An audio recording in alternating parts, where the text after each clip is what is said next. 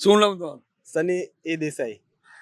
સનીભાઈ, પહેલા 15મી ઓગસ્ટની ઉજવણી થતી હતી, પણ મોદી સાહેબે હર ઘર તિરંગાની જે નારો આપ્યો એ પછી આ ઉજવણીમાં તમને કઈ ચેન્જ દેખાય છે? 100% ચેન્જ દેખાય છે. હર ઘર ઉજવણીમાં એવું થાય છે કે પહેલાના સમયમાં સ્કૂલોમાં અને એમાં થઈ જતું હતું બધું, પણ હર ઘર તિરંગાના કારણે શું છે કે ઘરના દરેક વ્યક્તિને દેશ માટેનું એ ટાઈમે એ સમય દરમિયાન કે ભાઈ આજે આપણો આ દિવસે શું થયેલું એનું લોકોને નોલેજ મળે છે. નાના છોકરા હોય, પહેલા શું હતું કે બધું મસ્તીમાં જતું હતું. આ શું છે કે બધાના ઘર ઘર હર ઘર તિરંગા થઈ ગયું એટલે બધાને ખબર પડે કે આજે આપણા દેશમાં આવું થયેલું, આજે આમ થયેલું. આજે બધાને આપણા દેશ માટેની લાગણી વધે અને આપણા દેશ માટે જે લોકોએ જે કામો કરેલા હતા એનું વિચારે બેસીને કે ભાઈ આજે આ દિવસ છે ને તો શું હતું, એમ આવું કંઈક હતું આવું, એટલે બધા જોઈતા એનાથી એ લોકોમાં દેશ પ્રેમ જાગૃત થાય અને જરૂરી આ તો હોવું જ જોઈએ.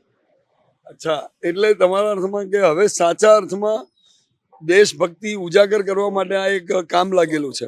તો દરેકની ફરજ છે ને આપણી ફરજ છે. હા, તો દરેકની ફરજ છે ને આપણી ફરજ છે. ખાલી મોદી સાહેબની વાત નથી, પણ ખરેખર દરેક લોકોએ દરેક ફિલ્ડમાં, હું તો કહું છું, ઓફિસીસ હોય કે ધંધાદારી માણસ હોય કે નોકરિયાત માણસ હોય, એના દરેક આજુબાજુના વાતાવરણમાં આ તો નાખી જ દેવું જોઈએ દેશભક્તિને. આ તો આપણી પહેલી પ્રાયોરિટી હોવી જોઈએ. અચ્છા, અને ઘણા લોકો તો વીકેન્ડ તરીકે ઉજવે છે કે ચલો રજાઓ સળંગ છે 3, મોટું પેકેજ છે, ચલો માઉન્ટ આબુ જતા રહીએ, અહીંયા જતા રહીએ. એ તો ભૂલ કહેવાય લોકોની. ભૂલ છે. એ ભૂલ કહેવાય લોકોની. વીકેન્ડ માટે તો બીજા બહુ દિવસો પડ્યા હોય છે. આજના દિવસે તો ઉજવવા જોઈએ.